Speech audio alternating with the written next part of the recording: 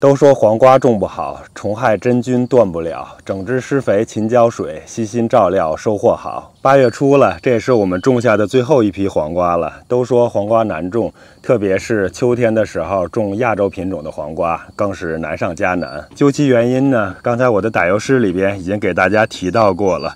黄瓜是特别娇嫩，特别害怕病虫害的，尤其是真菌、黄瓜虫、南瓜虫这些。其次才是浇水、施肥、整治。所以说呢，要想种好黄瓜，一个最重要的前提条件就是先把病虫害给它控制住了。我这批黄瓜呢，从移栽到现在差不多有1周的时间了，大家可以看到，现在叶子上已经有虫子咬过的痕迹了。再来看看这颗叶片上，这就是真菌感染的痕迹。还有看这里，这就是一个南瓜虫。这种南瓜虫啊，对黄瓜、南瓜、西葫芦这些危害都是相当巨大的，必须得给它控制住，否则的话，黄瓜就种不好了。目前在这几颗黄瓜上，我并没有看到黄瓜虫的痕迹，不过这个季节黄瓜虫也还是有的。这还有一颗黄瓜从底部被什么东西给咬断了，应该也是活不成了。如果算上这一颗倒下的黄瓜，这一批我们移栽的黄瓜苗，在1周的时间内，应该是已经损失掉3颗了。不过这种移栽后损失2、3颗倒不是什么太大的问题，问题在于后续的真菌感染是不是能控制住。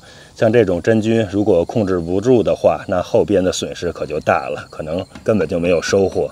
还有那些黄瓜虫和南瓜虫专吃嫩叶还有嫩尖儿，很快就会把这些嫩叶嫩尖儿给吃光了。所以说当务之急呢，一是要赶紧的杀灭真菌，第二就是要及时把南瓜虫还有黄瓜虫给它控制住。当然这些都不是一次性的就可以处理和解决掉的，特别是在有机菜园用这种有机的方式。我是根据黄瓜目前的实际情况，准备了一套病虫害防治的计划，分享给大家。按照这个计划去实施和执行，一定会有不错的收获的。这个计划的第一步呢，就是先要除真菌，还是老样子，用这种液态的有机溶剂 Liquid Cooper Fungicide。它的用量呢，一般就是1加仑的水兑上1到2汤勺的有机溶剂。当然，这种溶剂它的用量是有一个使用范围的，你可以根据病害的轻重程度来选择，到底是用多一点还是少一点。我的建议是，我们可以从它说明书上要求的最低剂量开始来尝试使用。当然，不同品牌的用法和用量也是有差异的。还是要参考说明书。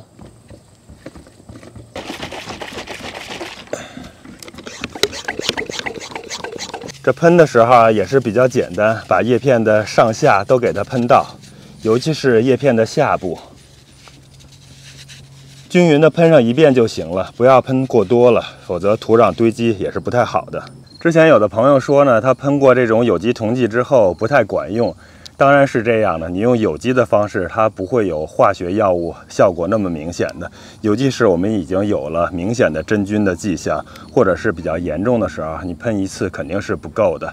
大概是在过个1周到10天左右的时间吧，你肯定还要喷第2次的。你第2次喷完之后，肯定是会有一个明显的改善的。如果还是没有达到一个理想的控制程度，那再过1周再喷第3次。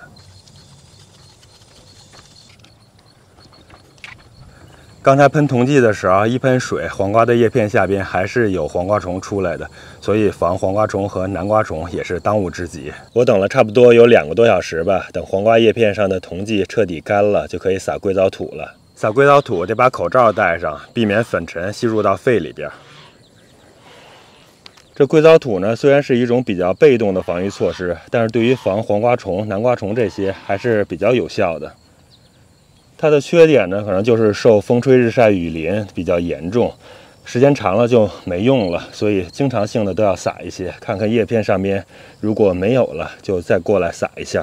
撒的时候呢，还是尽量的多撒一点，尽可能的把叶片啊、茎啊，还有叶片的底部啊、根部啊都给它撒上。另外就是硅藻土对防蚂蚁也是有效的，防住了蚂蚁呢，也就防住了蚜虫了，所以硅藻土也是能防蚜虫的。这种叶子尖上的地方更是要多撒一点，因为那些黄瓜虫之类的最喜欢藏在尖里边了。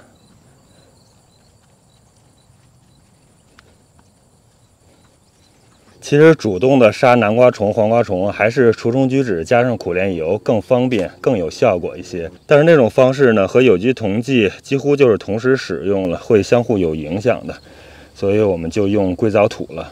所以说呢，1周后我们的后续也比较简单，就是看看这些黄瓜的反应。如果它的真菌已经消除掉了，但是黄瓜虫、南瓜虫还是没有明显控制住，那个时候就可以喷一些除虫菊酯加上苦楝油。如果真菌还是没有控制住，那最好还是先给它用一些溶剂，继续使用溶剂给它除真菌。同时呢，喷过真菌之后，等它干了，或者是等到第2天，继续给它撒硅藻土保护。看看这种叶片上边、尖儿的地方、根茎，还有底部土壤，都给它撒上。这边还种了一排西瓜，就是丽丽给小朋友种的那一批黄瓤的西瓜，我们也顺便用硅藻土给保护一下。这一批当时觉得种的是有点太晚了，但是为了小朋友们能吃上，或者是能看到黄色的西瓜，那我们还是给它种下了。目前看起来呢，还是有点希望的。希望今年能够天公作美吧，让暖天气能够长一点。其实西瓜相对于南瓜、黄瓜和西葫芦这些，它受真菌还有黄瓜虫、南瓜虫这些的影响要相对的小一点，所以其实我感觉西瓜还是更好种一些的。大家刚才可能已经注意到了，像我们这种长得比较高的黄瓜旁边是有一根这样的小木棍的，并且黄瓜已经绑在这个小木棍上了。这其实就是一个临时的措施，因为黄瓜太高了，需要搭架了。但是我们这几天还没来得及弄，临时先给它绑一绑，等我们把架子搭好之后，再让它爬架。哎呀，口罩可以摘下来了，今天的处理工作这样就算是结束了。下一步就看下周这个时候处理的结果怎么样了。如果是真菌抑制住了，黄瓜虫、南瓜虫没有抑制住，我就再喷点除虫菊酯加上苦楝油。如果是真菌还没有抑制住的话，那我就继续用今天的这个方案。我以前大棚的塑料薄膜没有被吹坏的时候，基本上撒硅藻土一次可以持续很久，可能有1个月的时间，防虫的效果也非常好。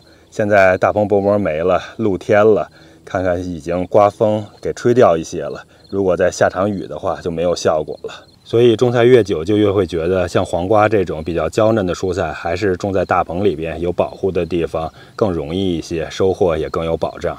如果没有大棚的条件，那我们自己就得多花点功夫，好好的细心照顾它们了。